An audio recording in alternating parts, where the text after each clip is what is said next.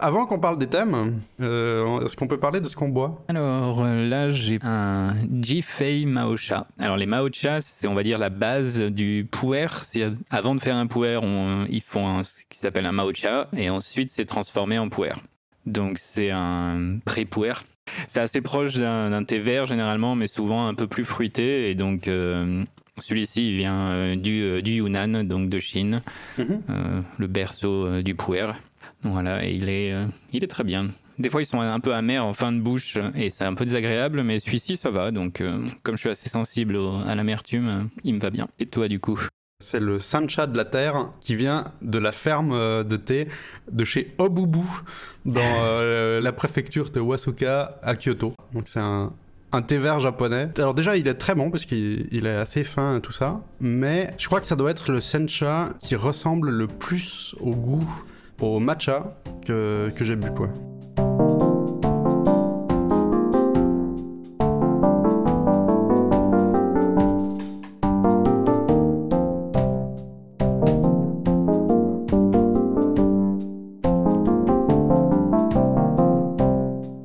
Les thèmes, alors, je crois qu'on avait déjà un petit peu expliqué plusieurs fois ce que c'était.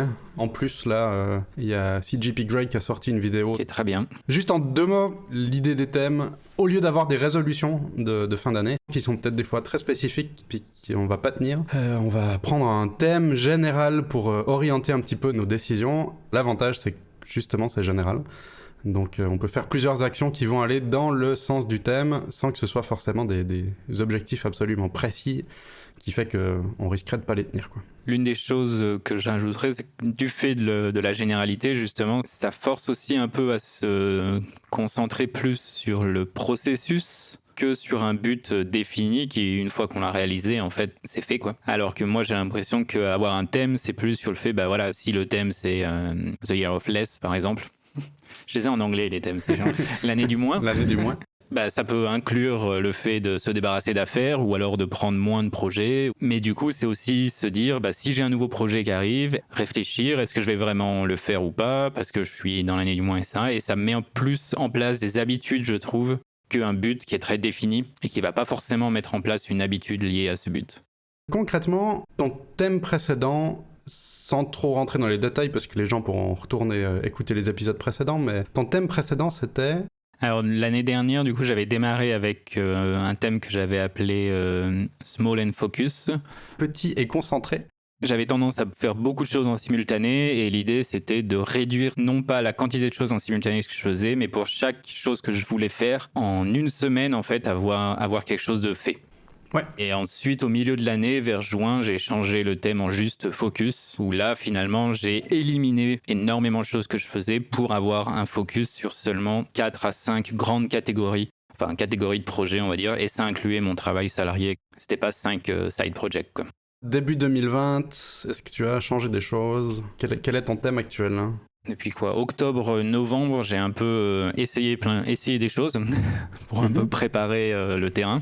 Mon nouveau thème, je l'ai appelé Fondation. Très bien. Donc c'est la suite un peu du thème de focus d'une certaine manière parce que là, en automne et début d'hiver, je me suis rendu compte que j'avais envie de faire plein de choses, etc. Et c'était bien, mais la régularité de mon sommeil, ça commençait à partir un peu dans tous les sens. Il y avait certaines habitudes que j'ai commencé à abandonner un peu du jour au lendemain, on va dire, etc. Et donc, en reprenant cette idée de focus, je me suis dit que j'allais reconcentrer sur ce que j'appelle la fondation, donc où c'est l'idée vraiment de travailler sur des trucs de base pour me permettre de construire, grandir quelque chose dessus, quoi. J'avais écrit construire une fondation personnelle solide en termes de santé et d'habitudes de travail aussi. Dans l'idéal, en fait, une fois que l'année sera terminée, j'aurai vraiment des habitudes de santé qui sont stables tout au long de l'année. Typiquement, aller marcher tous les jours. Donc j'utilise mon Apple Watch pour mesurer mon niveau d'activité physique et mon but c'est vraiment de tous les jours fermer les 3 cercles qu'on est censé fermer pour avoir une activité physique de base, on va dire, ou un peu avancée. C'est le truc principal sur lequel je me suis vraiment concentré depuis début janvier. Un des aboutissements les plus importants, c'est ce côté plus physique pour être physiquement en forme aussi, parce que une bonne forme physique contribue à une bonne forme mentale finalement. Oui, Dans la partie santé, du coup, j'ai aussi la régularité du sommeil. Toujours une bataille, à ce que je vois. C'est inclus. Toujours un peu, ouais. Je suis aussi toujours affecté. Mais ça va, je suis pas trop mauvais là depuis janvier. Ça arrive, mais c'est plus aussi régulier que je me couche 2 ou 3 heures après l'heure où j'avais prévu, etc. Donc mon but, c'est pas de me lever tôt, même si c'est un peu le but final d'une certaine manière. Comme se lever tôt sans se coucher tôt, ça sert à rien. Je me concentre sur le fait de se coucher tôt. Parce que sinon c'est juste du sommeil en moins et c'est pas bon. Et début janvier, je me suis vraiment forcé à 9h30, j'étais dans mon lit. L'avantage, c'est que c'était quasiment impossible d'aller me coucher plus tard, puisque en me couchant à 9h30, ça voulait dire que entre 6 et 7h, j'étais réveillé, et donc à 9h le soir suivant, j'étais crevé, quoi. Alors évidemment. Mais donc, toi, ça marchait de le faire dans ce sens-là. Typiquement, si je vais me coucher franchement plus tôt que d'habitude, parce que si c'est une demi-heure ou une heure avant, ça peut encore aller, mais là, pour moi, ça ferait un gros changement. Et juste, ça ne marche pas, quoi. Je vais rester dans mon lit à tourner en rond, à m'énerver, à rester réveillé, voilà. Alors que dans le pourquoi nous dormons, une des recommandations, c'était plutôt de faire non, levez-vous plus tôt. Oui, les quelques premiers jours, ça va être horrible parce que justement, il y aura un déficit de sommeil. Sauf que ça va durer 3-4 jours. Et après, la pression du manque de sommeil va être tellement forte que l'heure de coucher va naturellement évoluer, quoi. Lui, il abordait ça dans ce sens-là, en disant que c'était plus facile comme ça, même s'il fallait souffrir 3-4 jours, et bon. Et là, t'arrives à faire l'inverse, je suis vachement impressionné, quoi. Parce que typiquement, de mes tests à moi, je n'arrive pas, c'est pas possible. J'avais fait l'approche inverse il y a quelques années aussi, où je me levais, je sais plus à quelle heure c'était, à 5h du mat, je crois, ou quelque chose comme ça. Alors ça a marché pendant un certain temps, mais ensuite j'ai totalement perdu le truc parce que moi c'est le fait de se lever qui me saoule le plus, on va dire. Ouais.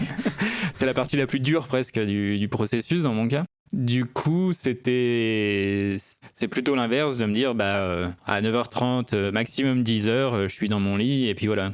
Après, s'il faut que j'ai un livre et que je lise pour m'endormir, pourquoi pas. Ouais. Mais au moins, je suis dans le lit, quoi. Ce qui s'est passé au tout début, c'est que j'ai, je sais pas, plus ou moins rattrapé du sommeil, ou ça marche pas comme ça, je sais, mais bon. Les premières fois, c'était je me couchais à 9h30, mais je me levais à 9h30 le lendemain, quoi. Mon idée finale, ça serait aussi que j'ai pas besoin du tout d'alarme pour me lever.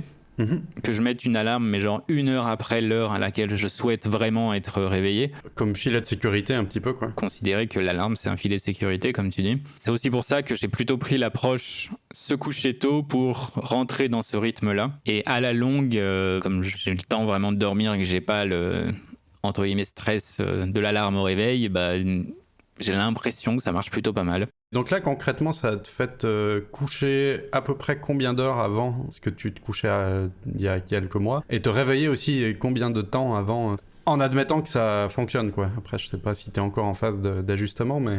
Avant ça, je me couchais plutôt 11h, minuit, je crois, dans ces eaux-là. Pour l'heure de lever, en fait, je me retrouve à peu près pour l'instant à me lever à la même heure qu'avant. Juste qu'avant, j'étais vraiment obligé de mettre un réveil pour me sortir du lit. Je me lève à 8h, 8h30, quoi, pour l'instant encore. Je suis dans une phase où apparemment j'ai besoin de beaucoup de sommeil. Deal with it, quoi. Tout à fait, alors il faut pas lutter contre ça. Oui, non, clairement. Si t'en as besoin, ça fait du bien, c'est important, ça sert, quoi. Faut planifier autour de ça, mais si c'est un besoin, il faut le prendre. Voilà, c'est ça, ouais. C'est pour ça que comme de base, c'était déjà entre guillemets tard, dans le sens où je me levais des fois 9h, 9h30, voire 10h les jours où j'avais pas grand chose à faire, et que c'était déjà dur comme ça. J'ai plutôt pris l'approche se coucher tôt pour essayer de rattraper ça, quoi. Dans la partie fondation, j'ai une partie, cette partie un peu santé. Et j'ai une partie donc plus habitude de travail aussi, qui inclut quelque chose que je me suis mis à faire depuis un peu plus au début de l'automne, où je prends beaucoup plus de notes quand je travaille. Comme je suis dans une fonction de support dans l'entreprise dans laquelle je bosse, je résous des problèmes en fait au final. Donc maintenant ce que je fais, c'est que je prends beaucoup plus de notes, où je vais plus poser vraiment le problème en marquant, voilà, ça c'est les symptômes, ça c'est un peu les idées, les approches que j'ai envie de faire, etc. Et puis ensuite marquer un peu la solution qui a résolu le problème, quoi. Donc ça fait partie de tout un truc que j'ai appelé apprendre et documenter un peu. L'idée étant que en prenant des notes déjà, je suis un peu plus concentré sur la tâche que je suis en train de faire et un peu moins à partir un peu dans tous les sens. Parce que si je fais une recherche sur Google par rapport à cette tâche, j'ai le fichier qui est ouvert à côté, donc ça me rappelle en continu que je suis en train de travailler là-dessus et pas juste en train de chercher des trucs, quoi. Ouais, je vois. Donc ça recentre un peu en continu mon travail. Et surtout, ça me crée une base de connaissances. Pour faire une comparaison avant-après, ça veut dire qu'avant, il y avait un problème à résoudre, donc tu solutionnais le problème. Si tu devais chercher des choses parce que tu n'avais pas la solution déjà connue, tu pouvais faire un petit peu de recherche, mais au final, tu faisais que de solutionner le problème. Après, c'était résolu, mais voilà, on passe à autre chose et il se passe rien d'autre, quoi. Alors que maintenant, ça, ouais. En plus de ça, tu te crées du matériel de documentation que potentiellement après, tu pourras réutiliser, soit pour te redépanner parce que dans 5 ans, tu retombes sur le même problème, mais ah oui, mais j'avais déjà fait la solution. T'as plus qu'à aller regarder tes notes au lieu de t'en souvenir. Ou pareil, de pouvoir le réutiliser dans d'autres cas pour partager tes connaissances avec des gens, pour aussi pouvoir les aider ou échanger. Et ça facilite aussi parce que en interne dans la boîte, tout simplement, on essaie de s'efforcer de documenter ce qu'on fait parce que comme ça au moins d'autres peuvent le résoudre si c'est nécessaire et on n'est pas simplement en train de dépendre d'une seule personne. Et forcément avec des notes c'est vachement plus rapide tout simplement aussi, enfin en termes très pratiques, j'ai déjà les notes, je copie-colle, je réajuste un peu, je mets 3 lignes entre chaque bloc de commandes pour faire un peu de liaison. Et puis j'ai une documentation qui est un peu plus complète facilement, quoi. Alors qu'avant c'est vrai que je sautais un peu l'étape de documentation, ou alors quand je la faisais ça me prenait beaucoup plus de temps parce qu'il fallait que je retrouve comment j'ai fait les choses. Ça prend un tout petit peu plus de temps pour démarrer un petit peu le processus parce que tu dois documenter, mais au final tu gagnes du temps. C'est ça. Et puis le dernier avantage que j'ai identifié avec ça, c'est qu'à la fin de la journée j'ai l'impression d'avoir fait quelque chose parce que du coup j'ai des traces. Par rapport au... je crois que j'ai juste fait refonctionner un écran qui affiche de nouveau des choses alors qu'il n'en affichait plus. Et c'est ça le résultat que tu verrais à la fin de la journée et que tu t'en souviens, alors que en fait, t'as passé toute la journée à aller bidouiller des systèmes, mais juste comme t'avais pas de traces, tu peux effectivement un peu oublier ça 2-3 jours plus tard, quoi. Exactement. C'est un truc que j'essaie de me concentrer dessus. Alors c'est pas très régulier encore, mais de plus en plus.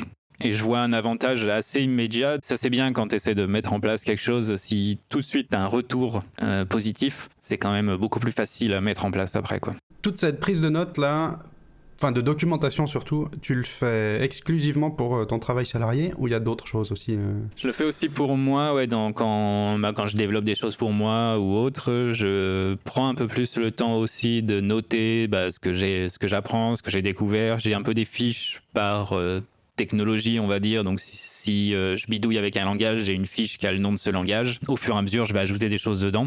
Ça a le même effet. À la fin du week-end, j'ai pas l'impression d'avoir fait des choses, mais je sais pas exactement quoi. J'ai un peu des traces en plus. Et puis le week-end suivant, quand je vais reprendre cette activité-là, je vais pouvoir facilement récupérer les morceaux, dire ah oui, mais la semaine dernière j'ai fait ça, donc je peux juste aller regarder la note et puis voir comment résoudre le problème si je l'avais rencontré avant, etc., quoi. Je l'applique aussi à mes projets plus personnels. Avant, à la fin, j'avais pas l'impression qu'un résultat existe. En fait, c'était aussi un peu ce que j'ai essayé de résoudre avec mon thème de l'année précédente, avec le Small and Focus, où en me concentrant sur des petites choses, j'avais des résultats continus.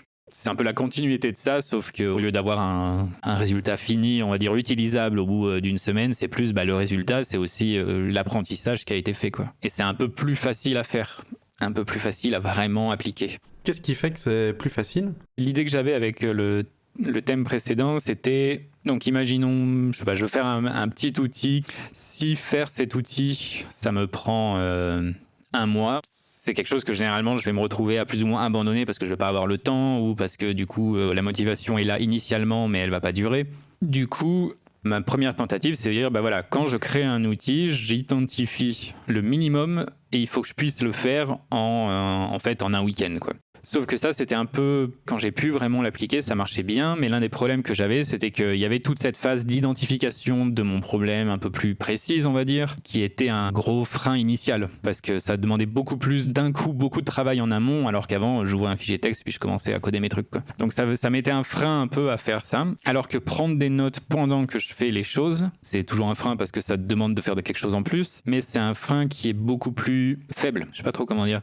Ouais, si je paraphrase peut-être un peu, ce qui change, c'est qu'au lieu de faire une longue phase de recherche, bah voilà, de pas avoir commencé tout de suite à créer le truc et potentiellement de devoir laisser tomber aussi, peut-être à cause de ça en fait. Tu te mets direct dedans, t'es pas obligé non plus de finir ce que t'as envie de faire relativement rapidement. Enfin, vu que ton objectif avant c'était d'avoir des petites choses terminées à intervalles réguliers, là non, c'est pas grave si c'est pas le cas, parce que justement... Parce que je peux reprendre facilement, quoi, aussi. Voilà, tu vas documenter en même temps au fil du temps et en fait, grâce à la documentation qui est permanente, tu peux tout de suite te mettre dedans et commencer à documenter. Mais si tu laisses de côté le projet un petit moment, c'est pas trop grave parce que justement, tu as cette documentation, donc pour reprendre, c'est aussi plus facile. Est-ce que je paraphrase juste ?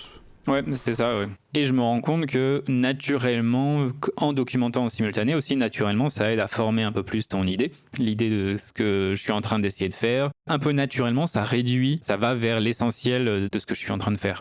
C'est pour ça en fait que je trouve que c'est plus facile de faire ça plutôt que de faire l'approche que j'avais avant qui était de plus de dire d'abord on va réfléchir à tout ça et puis ensuite on va faire. Là ça me permet quand même de faire et puis en simultané je construis un peu plus l'idée et les choses. Ce qui est aussi plus vrai quand tu explores quelque chose parce que si je suis en train d'explorer quelque chose de nouveau, un nouveau langage, je sais pas par avance combien de temps ça va me prendre, je sais pas qu'est-ce qui existe par avance. Donc c'était un peu l'approche de dire je vais planifier tout avant, c'était pas une approche qui était assez... qui était bonne en fait. Oui, parce que des fois c'était juste pas vraiment planifiable ou alors tu pouvais planifier des choses et te retrouver avec des grosses surprises derrière parce que justement tu connaissais pas assez le sujet.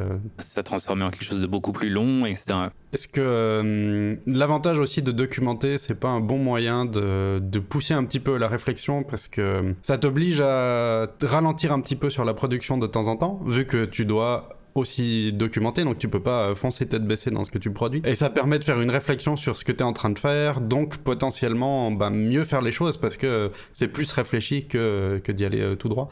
Sans forcément rentrer dans trop de détails, concrètement, pour cette documentation, comment ça marche ? Tu prends des notes plutôt sur papier, tu as des outils informatiques, c'est un peu mélangé, qu'est-ce qui se passe ? Mon app de notes en ce moment, c'est une app qui s'appelle Bear. Ours. Qui est disponible que sur iOS, je crois, donc iPhone, iPad... Et macOS. Généralement, je vais créer une fiche avec le nom, par exemple, de la technologie ou même le nom du jeu vidéo, parce que là, j'ouvre Bear et puis j'ai une fiche qui s'appelle Factorio. Donc je le fais aussi pour les jeux vidéo. Très bien. Et généralement, je vais juste faire une fiche, je vais mettre le nom de la technologie et puis ensuite je vais mettre les trucs un peu à l'arrache dedans et puis au fur et à mesure, quand je reviens dans la note, je vais réajuster un peu les choses, etc. C'est assez organique, quoi. J'ai pas du tout de règles, on va dire, de je fais ça comme ça ou... Assez organique, mais ça reste numérique avec du clavier. Ouais. Et pas trop de dessin, stylet. Pas trop, parce que vu que c'est plus des choses que je fais pour le code, on va dire, et pas sur des trucs très compliqués, j'ai pas encore eu trop besoin de faire des diagrammes ou des choses comme ça. Donc juste écrire du texte au clavier, ça suffit. Voilà, et ça me suffit, ouais. Puis je copie-colle pas mal de petits morceaux de code ou de petites choses dedans. Pour un projet, idée, un truc un peu exploratoire que je suis en train de faire, j'ai utilisé une application de mind map aussi, parce que justement ça partait un peu dans tous les sens et c'était assez gros, et donc du coup j'ai commencé à prendre un peu plus des notes dans une mind map pour lier les choses entre elles de manière plus visuelle. Je l'ai fait qu'une fois pour l'instant, donc je peux pas non plus dire si ça va m'aller sur le long terme, mais en tout cas pour ce projet-là c'était plutôt utile. De prendre des notes numériques et d'écrire au clavier, c'est super. Ça permet de faire des recherches, on peut aussi bien réorganiser les trucs, mais de temps en temps, d'avoir les avantages d'un crayon, stylet ou autre, quoi. Que ce soit un stylet numérique ou juste du papier analogique, c'est quand même des fois beaucoup, beaucoup plus pratique que de juste écrire du texte au clavier. Ouais, clairement. Mais intéressant alors quand même, la manière dont tu le fais pour l'instant, c'est surtout ce qui te convient le plus, quoi. Pour en revenir juste à ton thème fondation, pour récapituler un tout petit peu, on a le côté santé de faire attention à ton activité, de faire attention à ton sommeil. Il y a l'autre côté documentation, qui fait que tu documentes un peu plus tes actions au travail. Est-ce que dans fondation, il y a encore d'autres choses qui sont prévues ? Lié à cette histoire de documentation, en fait, je suis ce cours de création de produits. L'un des principes de ce cours, c'est qu'il faut créer des habitudes de recherche autour de ce que ton audience veut. Donc régulièrement, plusieurs fois par semaine, il faut aller là où ton audience discute, etc. Et puis noter les choses, voir les motifs qui émergent de ce que l'audience en fait veut. C'est vraiment une construction d'habitude. C'est pas juste je suis le cours et puis à la fin j'ai un produit. Il faut construire l'habitude de faire toutes ces pratiques que le cours inclut. C'est lié un peu à cette histoire de documentation parce qu'en prenant plus de docs aussi, moi, c'est plus facile derrière de dire si j'identifie que les gens ont du mal à utiliser tel outil et que c'est un outil que j'utilise, j'ai déjà des notes en lien à ça et donc je vais pouvoir plus facilement produire des articles de blog, etc. pour adresser ce problème de l'audience. Donc ce qui est en rapport là avec Fondation, c'est vraiment une veille un petit peu permanente par rapport à une certaine audience que tu as envie de toucher, voilà, d'identifier un petit peu les points où toi tu pourrais amener des améliorations. Et le fait pour mettre en relation avec la documentation que tu fais, le fait d'avoir cette documentation-là, ça te permet aussi de construire dessus pour apporter des réponses à des problèmes ou de l'aide ou ce genre de choses-là, quoi. Les deux, voilà, ils sont pas directement liés, évidemment, mais le fait que je documente plus les choses, ça m'a déjà aidé pour écrire un article de blog plus rapidement que ce que je le faisais avant. Parce que j'avais déjà des notes, déjà des morceaux de code, j'ai juste eu à copier-coller un peu les choses, faire un peu plus de rédaction, etc. Et puis c'était parti, quoi. Pour résumer, là, ce Fondation, si je comprends bien, c'est d'avoir des habitudes qui vont te servir de base pour pouvoir faire des choses parce que elles sont en place, tu remarques même plus qu'elles sont là parce que c'est devenu vraiment intégré dans ta vie courante. Voilà, ouais, d'avoir une bonne fondation. Du coup, toi, quel est ton nouveau thème ? Pour donner une petite idée, en attendant la prochaine fois, mon nouveau thème, c'est reconstruire part 2 pour la suite. Donc ça reste un petit peu en tâche de fond, mais je vais le préciser un petit peu plus. D'accord. Et je suis assez content de ce que j'ai trouvé. La précision, c'est... Et que ça reste quand même toujours sur cette idée de reconstruire. Et ça, j'en reviendrai là-dessus dans plus de détails la prochaine fois. Mais j'étais assez content du thème, du nom, ouais.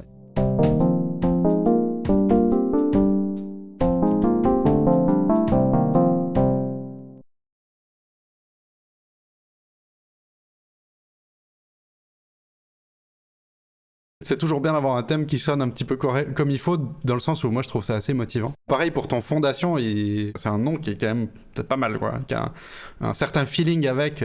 J'avais écrit plusieurs pages un soir d'idées, de machins, de trucs, de sur quoi il faudrait que je me concentre en fait, parce que j'ai pas trouvé le nom spécialement tout de suite. J'ai plus fait l'approche qu'est-ce qui s'est entre guillemets mal passé ces 3 derniers mois, et du coup par rapport à ça, qu'est-ce que je veux faire, et du coup Fondation est apparu via ça. C'est assez marrant la manière dont le mien est arrivé. Je sais plus si je me suis réveillé avec vaguement ça en tête ou sous la douche tout d'un coup, mais vraiment ça m'est tombé comme ça, je sais pas pourquoi le terme.